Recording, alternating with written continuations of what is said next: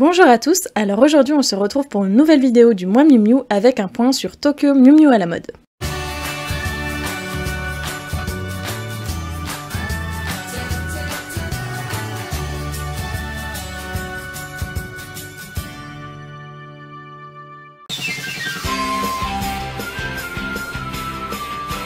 Tokyo Miu Miu à la mode est la suite de Tokyo Miu Miu, j'ai d'ailleurs consacré un point à cette série que je vous mets dans le petit i.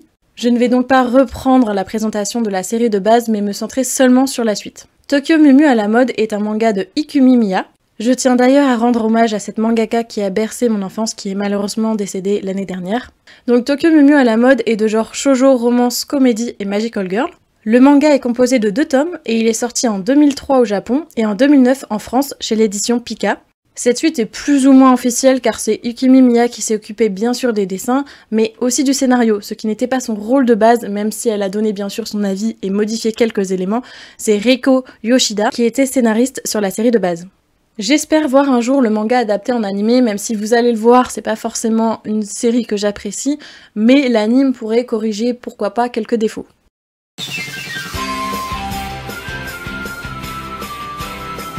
Tokyo Miu Miu à la mode n'ayant pas eu d'adaptation animée, il n'est donc pas très connu, il est connu surtout par les lecteurs de Tokyo Miu Miu.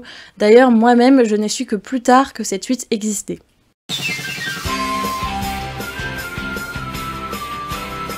Tokyo Miu Miu à la mode reprend les thématiques de la série classique, mais les aborde d'une moins bonne manière, c'est moins poussé et moins intéressant.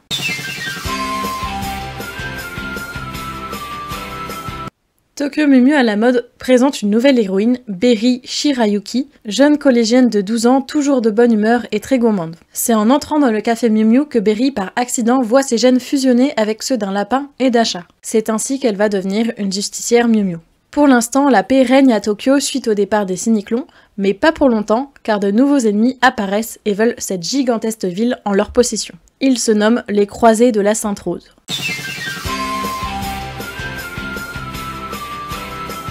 En ce qui concerne les anciens personnages, je ne vais pas en parler ici car je les ai déjà présentés dans le point sur Tokyo Miu Miu. De toute façon, les personnages de la série de base sont complètement effacés, on voit à peine nos 5 Miu Miu préférés et Marc. Et pire, on ne voit pas du tout nos Cyniclons préférés, Dren, Sardone et Tard. Ainsi, dans Tokyo Miu Miu à la mode, on retrouve comme personnage principal Berry Shirayuki, une jeune collégienne de 12 ans. D'ailleurs, elle a des origines françaises par son grand-père. Elle a fusionné avec l'ADN d'un lapin et d'un chat, je dirais qu'elle est aussi puissante que Zoé. Elle prend en quelque sorte la place de Zoé qui n'est pas présente au début de cette suite. Berry ressemble un peu à Zoé, je dirais que c'est un peu une Zoé Wish. Oui, c'est pas très sympa, mais c'est vraiment comme ça que je le perçois. Donc, comme Zoé, elle est toujours de bonne humeur, énergique, positive, maladroite, gourmande, courageuse et gentille. À vrai dire, je la déteste pas, mais c'est juste que son personnage me rend totalement indifférente. En nouveau personnage, on a aussi Usha, qui va en gros remplacer le rôle de Masha. C'est une version plus récente du robot, il a aussi été créé par Ryo. Ce petit robot est plus abouti car il peut s'exprimer et a de la personnalité. Il se transforme aussi en spectre pour Berry et devient ainsi son arme de prédilection. Et bien sûr, qui dit nouvelle héroïne dit nouveau love interest. Et pour ça, j'appelle Tasuko Meguro. Tasuko est l'ami d'enfance et le voisin de Berry. Il est aussi un collégien de 12 ans. Celui-ci est très amoureux de Berry et fait tout pour la protéger, il en devient d'ailleurs un peu trop protecteur. Il est assez populaire auprès des filles, dynamique voire turbulent sur les bords, attentionné, passionné et joyeux. De même que pour Berry, ce personnage me laisse assez indifférente, même si je trouve qu'il a quand même plus de personnalité et de charisme que Marc. Bon, en même temps, difficile de faire pire. La relation entre Berry et Tasuko ne me fait ni chaud ni froid. En ce qui concerne les méchants, on retrouve le groupe des Croisés de la Sainte Rose, et bon sang, quand on les compare aux Cyniclons, c'est tellement mauvais, moins d'enjeux, leurs raisons sont beaucoup moins intéressantes, et les personnages qui composent le groupe sont tellement oubliables que je les ai déjà oubliés.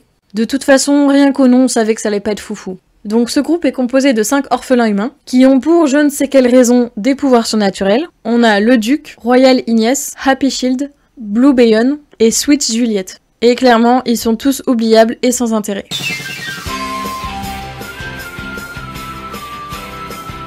Je pense que vous l'avez compris au fur et à mesure de la vidéo, mais je n'aime pas particulièrement cette suite qui m'a terriblement déçue étant très attachée à la série de base. Nos personnages favoris de la série classique sont, comme je l'ai déjà dit, absents et totalement en second plan. Et quel dommage pour une suite de ne pas retrouver les personnages qu'on a appréciés dans la série, je n'ai vraiment pas compris ce parti pris. Les nouveaux personnages m'ont totalement laissé indifférente, je me fichais totalement de leur histoire. En fait, je voulais juste retrouver les personnages classiques, pas de nouveaux personnages qui nous ont été imposés. Genre, tiens, tu veux une suite de Tokyo Mew Mew, bah voilà, tu vas taper une nouvelle héroïne dont on n'en a rien à et on ne voit presque pas les anciens personnages. Franchement, j'appelle pas ça une suite. Un spin-off ou une histoire bonus en parallèle, ok, mais désolé, ça n'a absolument rien d'une suite. Je pense que j'aurais été moins dure avec ce manga s'il ne l'avait pas annoncé comme une suite parce que j'avais beaucoup d'attentes et forcément j'ai été déçue. En plus, la série a quelques incohérences par rapport à la série de base. Les chimères animaux sont censés être tous partis après le départ des Cyniclons, pourtant on en retrouve. Tokyo Mew Mew est censé être assez réaliste entre guillemets, mais en gros les filles ont des pouvoirs par la science, alors le fait que les personnages humains ont des pouvoirs innés, je trouve ça assez bizarre en fait. Globalement, la liste est longue, mais vous voyez un petit peu le truc. J'ai aussi détesté la fin, j'ai trouvé ça tellement cucu, pourtant j'aime bien ce genre d'histoire, mais là c'était vraiment trop. Plus globalement, je n'ai vraiment pas apprécié l'intrigue, j'ai trouvé ça sans saveur, du vu et du revu, sans originalité et bourré de clichés. En gros, Tokyo Mew Mew à la mode, c'est tous les défauts de la série de base en pire et sans ses qualités. Donc voilà globalement mon avis. Si jamais une version animée sort, j'attends qu'elle mette plus en avant les anciens personnages et qu'elle tente de rendre l'histoire un peu plus intéressante, même si ça me paraît difficile. On finit la vidéo comme d'habitude par la note. Je vais lui mettre un 3 sur 10, je pense que c'est l'un des pires Magical Girl que j'ai lu.